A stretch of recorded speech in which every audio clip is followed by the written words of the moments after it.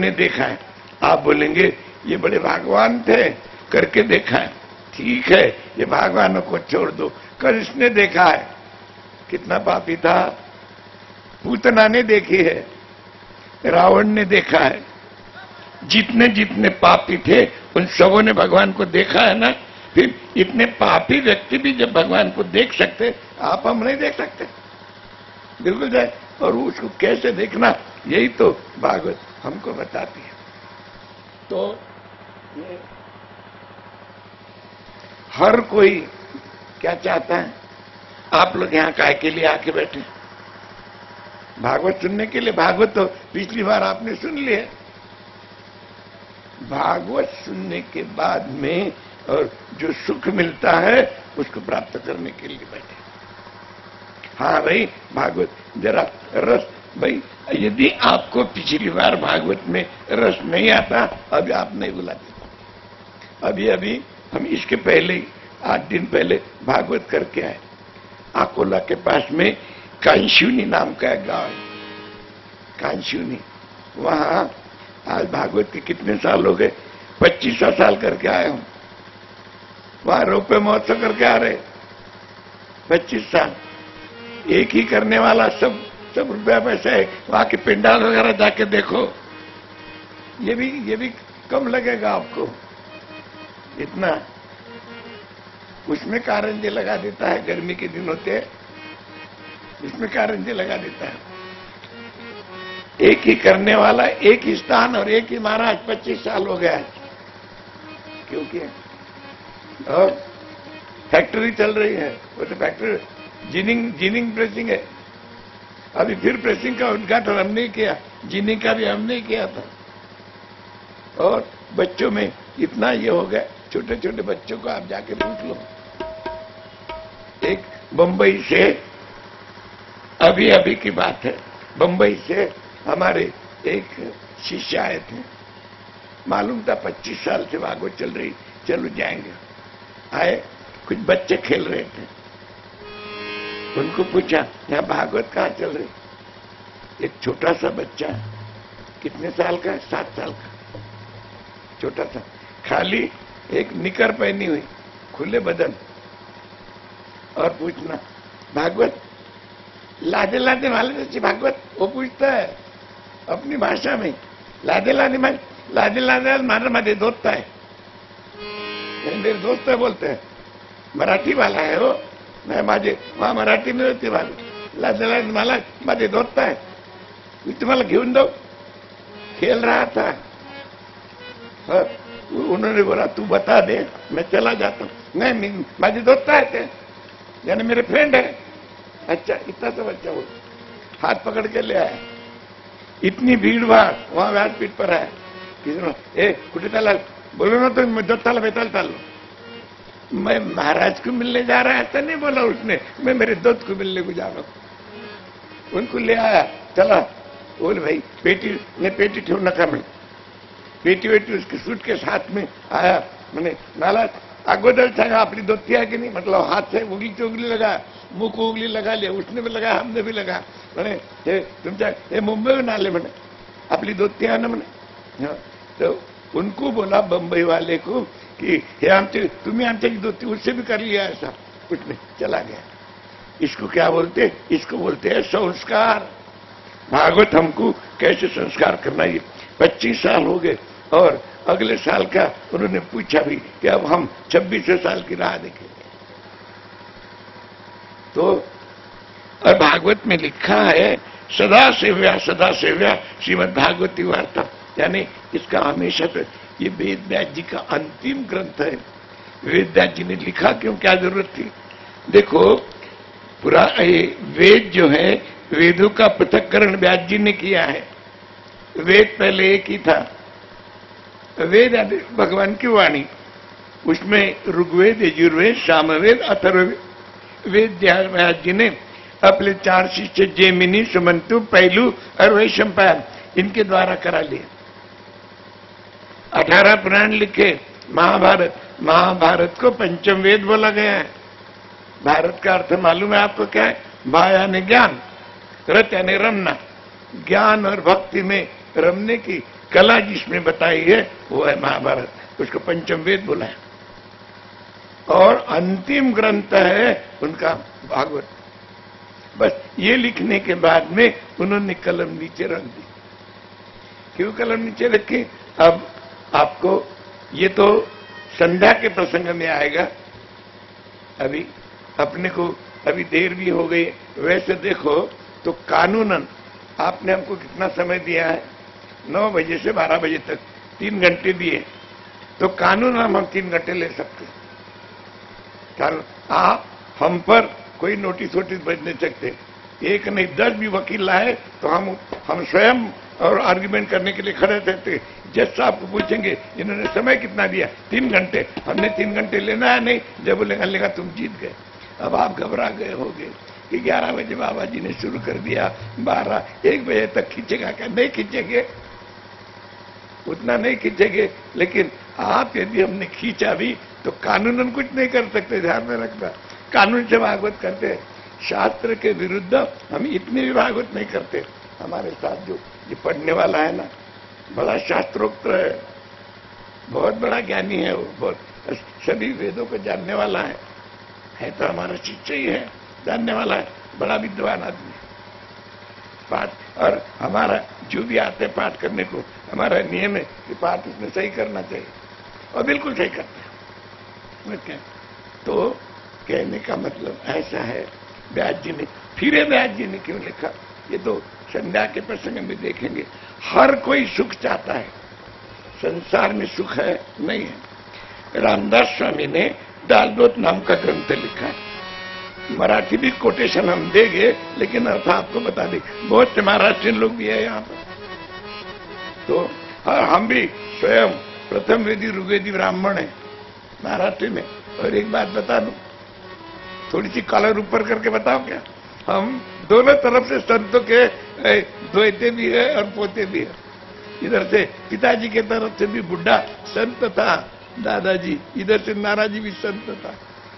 तो और फिर भी बहुत होशियार हो गया, ऐसा नहीं, उतना लेवल लगा है, बस खाली लेवल, ये लेवल लगा राधे राधे का, तो हो गया क्या राधे राधे? ऐसा नहीं। तो वे उन्होंने रामदास स्वामी में लिखा हुआ है दासबोध में, संसारी सुखी झाला ऐसा देखिला ना ऐकिला।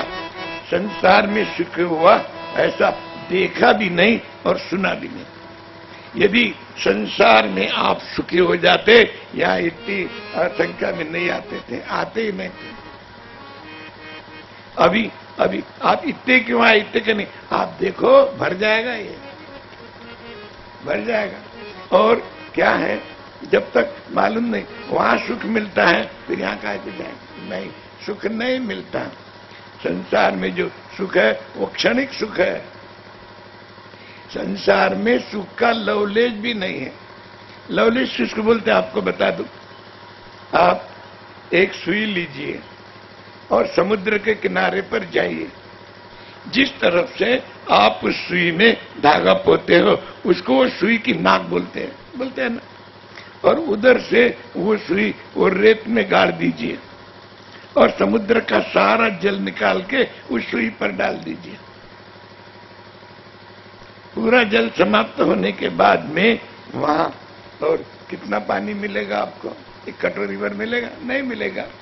केवल आपका वस्त्र थोड़ा सा गीला हो जाएगा, इतना ही मिलेगा। उसको बोलते हैं समुद्र का लवलेश। इतना भी सुख का लवलेश और संसार में नहीं है। देखो ये सुख, ये आनंद, इसके कई प्रकार तैत्तिरीय नाम के उपनिषद में लिखे हैं, सबने आपको बताएंगे। लेकिन उसमें 2 मुख्य, एक होता है साधन जन्य आनंद और एक होता है स्वयं सिद्ध आनंद। साधन जन्य दुनिया में आपको जो भी आनंद मिल रहा है साधन जन्य है। पत्नी साधन है, पति साधन है, बच्चे साधन है, धन साधन है, मकान साधन है, मोटर कार साधन है। आप ये सोचो साधन जन्य सुख कब तक रहेगा? जब तक साधन रहेगा सुख रहेगा। साधन छिन गया सुख छिन गया। पत्नी गई दुख हो गया, पति गया दुख हो गया, बेटा गया दुख हो गया। यानी साधन जन्य सुख, जब तक साधन है, और एक होता है स्वयं सिद्ध। अभी भी हम अभी हम कहां बैठे, हम धूप में बैठे हुए। ऐसा सुन के हमारा पप्पू सेठ अभी हमारे साथ झगड़ा करने आते, यहां से हम नीचे उतर गए कि पप्पू सेठ झगड़ा करने आ गए कि महाराज जी इतनी मेहनत करके इतना बड़ा पेंडाल बना लिया है, और आप बोलते हम धूप में बैठे, इतनी बढ़िया छाया में हम बैठे, छाया में बैठे। सभी बोलेंगे हाँ छाया में बैठे, लेकिन हम बोलते हैं कि हम धूप में बैठे हैं।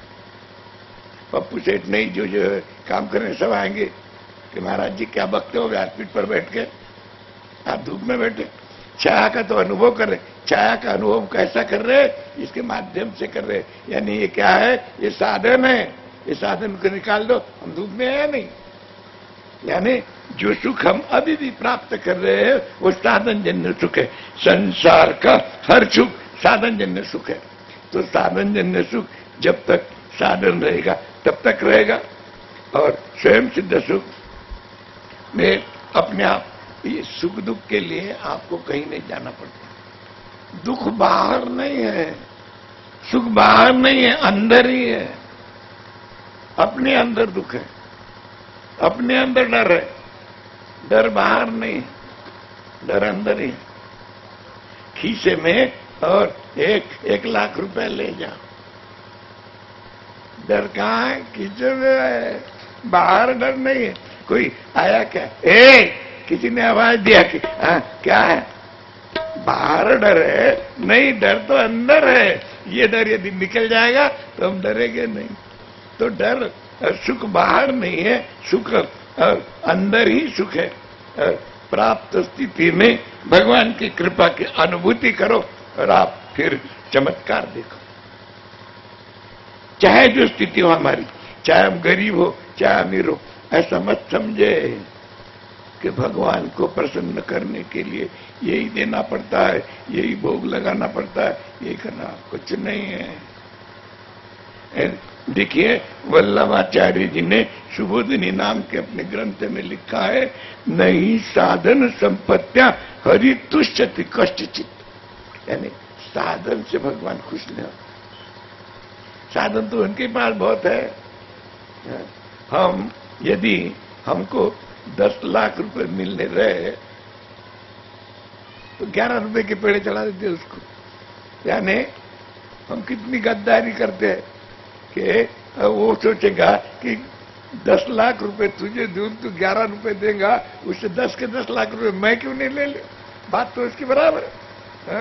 तो तेरे 11 के लिए तुझे, तो वल्लभाचार्य ने लिखा है, नहीं साधन संपत्तियां हरि तुष्यति कष्टति। वो साधन से नहीं मिलता, वो प्रेम से मिलता। वो प्रेम से कैसे, अच्छा बहुत बड़ा ज्ञान कर लिया, बड़े पंडित हो गए तो भगवान मिलते वे। अब हम क्या, ब्राह्मणों में ऐसी एक पहले रिवाज थी कि 9 साल का हो गया, 8 साल का हो गया, यज्ञोपवीत करा देते थे, यानी जन्म हुई, और फिर वेदों का अध्ययन करना पड़ता, जाना ही पड़ता था। हमको भी जाना पड़ा, ये है, इसको भी जाना पड़ा। तो हम हो गए क्या ज्ञानी? अरे जबरदस्ती जाना पड़ता था उस समय। चलो जाओ पढ़ाई करे, नहीं पढ़ाई करेंगे, नहीं वेद पाठ कर दो।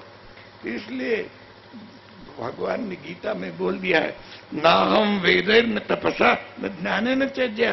केवल वेदों का घोष, हम कितनी वेदों की बातें बोलेंगे आपको करके हो गए क्या, हम भगवान तक पहुंच गए क्या? नहीं, ये कोई जान नहीं सकता। ना हम वेदैर न तपसा न ज्ञाने न त्यज्या। तो प्रेम में जिस अवस्था में भगवान ने हमको रखा है, उस अवस्था में भगवान की कृपा की अनुभूति करो और चमत्कार देखो। एक बार पंढरपुर में अपने अपने समय में 3 संत विठ्ठल भगवान के दर्शन के लिए गए। एक थे तुकाराम महाराज, एक थे एकनाथ महाराज और एक थे नरसिंह मेहता। सबों की अवस्था अलग अलग थी। तुकाराम महाराज की पत्नी बहुत झगड़ा करने वाली थी, दूसरी पत्नी थी। ऐसा कहते हैं कि दूसरी पत्नी बड़ी लाडली होती है। अब पहली कैसी थी ये हम जानते नहीं, दूसरी कैसी जानेंगे? जिसकी होगी वो जानेगा। दूसरी, और फिर इतना होने के बावजूद भी वो बहुत कुछ कुछ बोलती थी, समय आने पर टिका देती थी, झापड़ भी हाँ टिका देती थी, तुकारा मार खा लेते, झापड़ भी खा ले। आज भी अभी ये वो इसमें भी हमने बंबई में देखा है कि लिखी पढ़ी दोनों, पर वो भी उसके लायक ही था झपड़ टिकाने के, हाथ से टिका देती है। आज भी दोनों सर्विस करते हैं, लेकिन उसकी लत क्या है वो आप लोगों के दुकान में दिखती है ना, बहुत पीता है करके, और चाहे जो बकता है तो मार तो खाना ही। तो कहने का मतलब ऐसा है, तुकाराम महाराज ये और बहुत ये करते थे। एक बार उसने क्या हो गया पता नहीं, एक झापड़ टिका दी, झापड़ टिकाई, उसके हाथ की चूड़ी फूट गई, हाथ की चूड़ी फूट गई और तुकाराम के भी यहाँ चूड़ी लगी, फिर यहाँ से खून निकलने, उसके हाथ का खून निकलने लगा।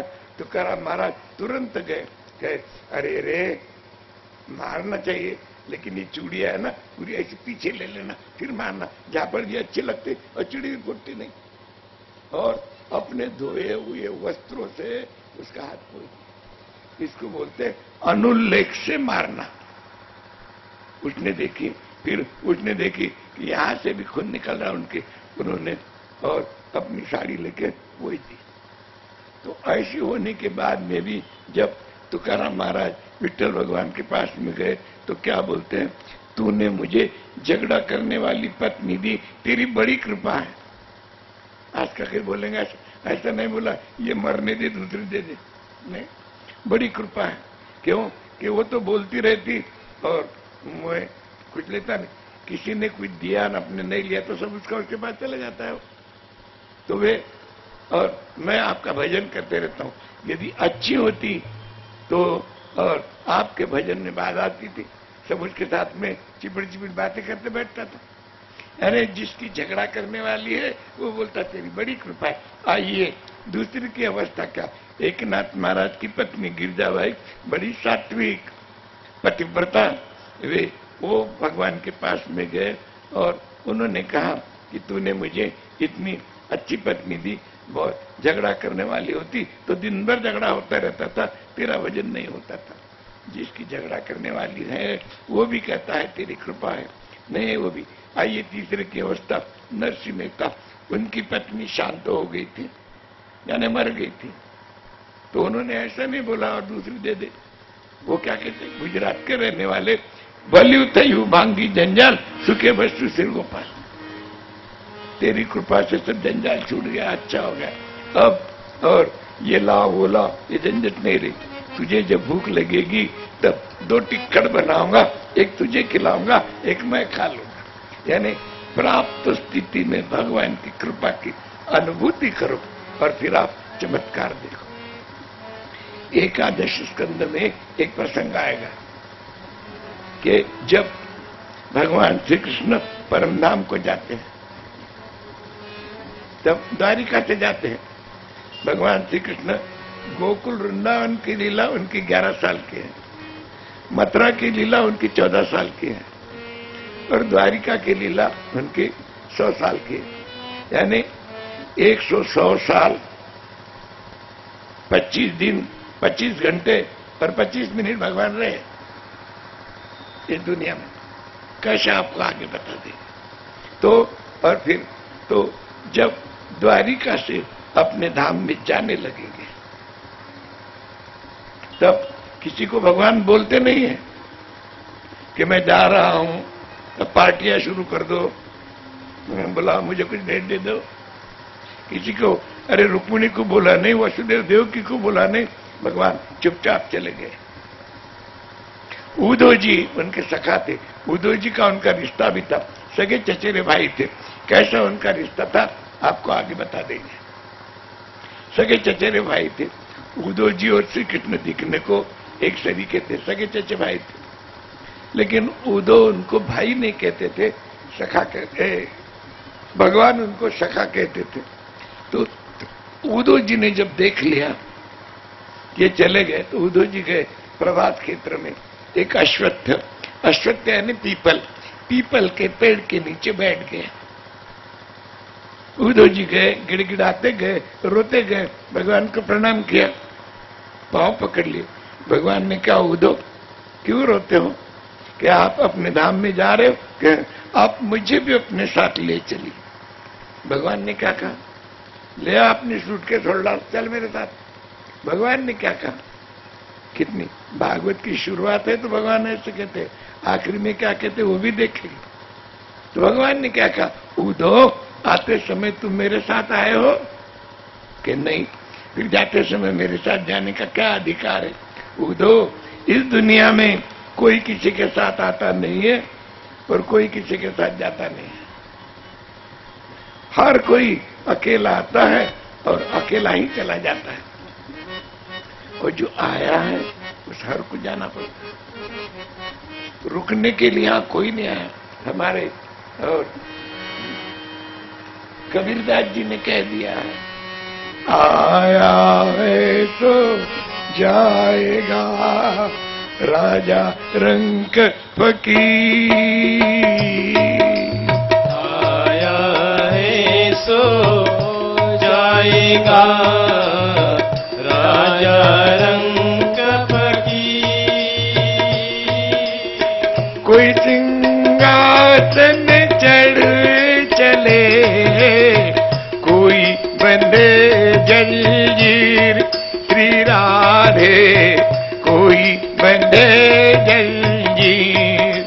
कोई सिंहासन चढ़ चले, कोई बंदे जंजीर श्री राधे, कोई बंदे जंजीर। चाहे कोई राजा बन के जाएगा, किसी के हाथ में बेड़ियां पड़ेंगी, लेकिन जाना तो पड़ेगा ही। तो उद्धव, इस दुनिया में कोई किसी के साथ आया नहीं, कोई किसी के साथ जाएगा। तो उद्धव ने पूछा कि फिर आपके जो प्रेमी लोग हैं, आपके जाने के बाद में उनको और किसका सहारा रहेगा? वो किसके सहारे रहेगा?